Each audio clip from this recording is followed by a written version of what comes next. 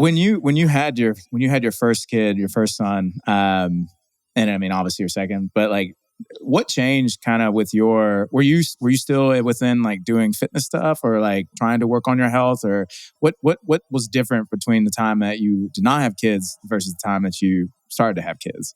Yeah. So when I had my first son, I didn't do like anything. I think that I found out that I was pregnant and was like, oh my gosh, like now I gotta like, do something. But again, that was back then, right? So my first son was born in 2014. So even back then it was like, if you weren't doing some sort of exercise before you were pregnant, don't you dare start it now.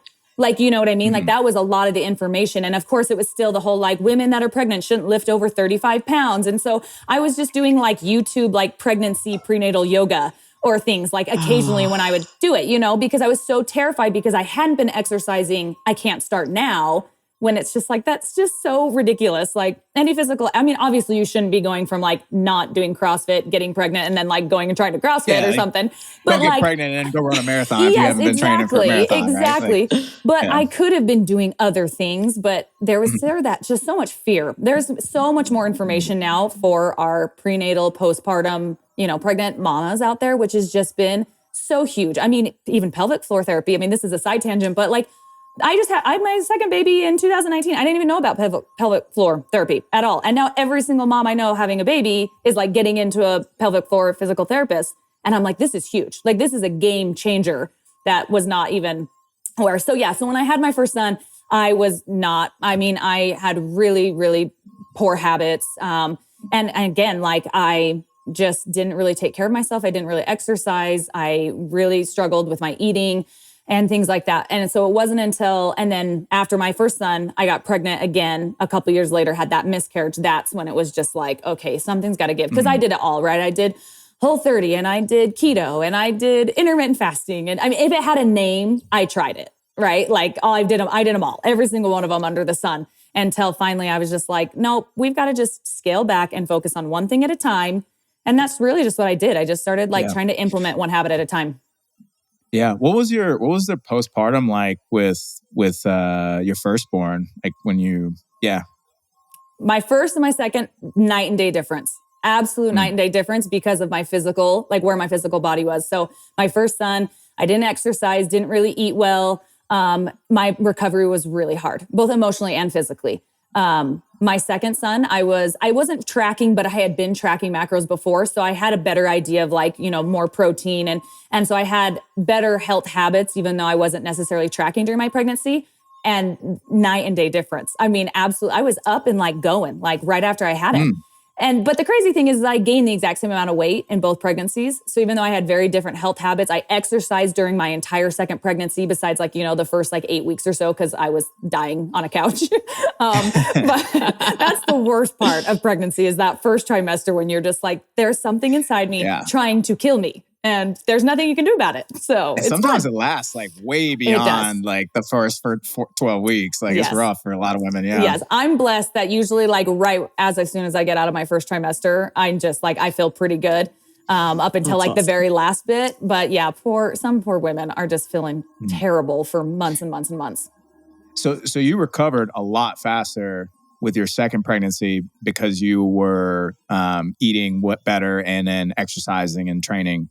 Yeah. I mean, that's what I, chalk it up to. Obviously, there's always going to be, it depends. There's people that can train and exercise and eat healthy and still have really rough recoveries. I mean, I feel like right now, so many fitness people in our industry have had babies within the last 6 months. They all decided to get pregnant at the same time, and they're all the people I follow. And so even watching them, every single one of them has had a little bit different recovery.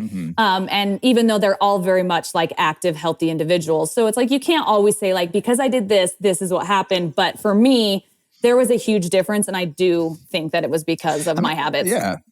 I think there's something to be said if your body is healthy in a great place, before you have get pregnant and then you have the pregnancy and you're healthy throughout that whole process, your body, a stronger, healthier body is going to be able to recover from something like that, which is incredibly stressful for the body, much faster. Oh yeah. It's trauma. I mean, it really is. Yeah. Carli, If I may, can I ask how much weight you gained during pregnancy? And then I have a follow-up question once you got that. I gained 35 pounds in both pregnancies. Okay. Yeah. So my question for you is, younger LCK, like that was something that, aside from, it's like I have multiple reasons why like I'm electing to not have kids in my lifetime. But for me, one of the biggest things that I wouldn't necessarily align with present day, but especially when I was younger and very deep in eating disorder, I had the fear of my body getting bigger and the fear of, well, what if I gain all that weight during pregnancy and then I can't get it off? Or what if like that's just the new me and stuff like that? Did you have any similar sentiments or concerns like that? Yeah, for me, I don't think I really struggled as much during my pregnancy. Like, sure, it's a little bit harder to like, see the scale going up or like see your body changing. But this is so TMI, but I'm going to share. But like, I don't have a chest. So like when I'm pregnant, it's like, oh, I finally like have some boobs. Like, this is awesome. So it's like, that's kind of nice. And then I just like am kind of proportion weird. So the fact that like my belly is supposed to be like bigger than like the rest of it. It's like, well, this is how it's supposed to be, not just like, how I normally am, because I just feel like I'm so proportioned weird. And so during my pregnancy, I don't feel like I struggled with it as much. Like I kind of liked my growing belly. It was something that I just really embraced. But after is when I struggled both times. Just like, you just look at yourself and you're like, I don't have any idea how I'm possibly going to get this back to like, and not even necessarily back, right? We talk about that all the time, like bouncing back, but get it to a place where I feel confident and comfortable and like I've reached the goals that I want to. And so pregnancy, not so much, but the postpartum period, it was just very, very hard for me mentally and emotionally, like with body image, because things just are different. And you're like, whoa, this is not how it was before. Like with my first son, I thought I had totally skated by without stretch marks on my stomach. I was like, oh my gosh, this is awesome, because I couldn't see them because they were all like under like my belly.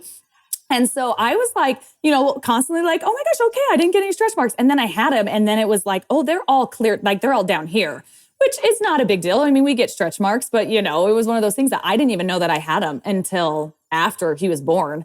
And then it was like, oh, wow, there they are.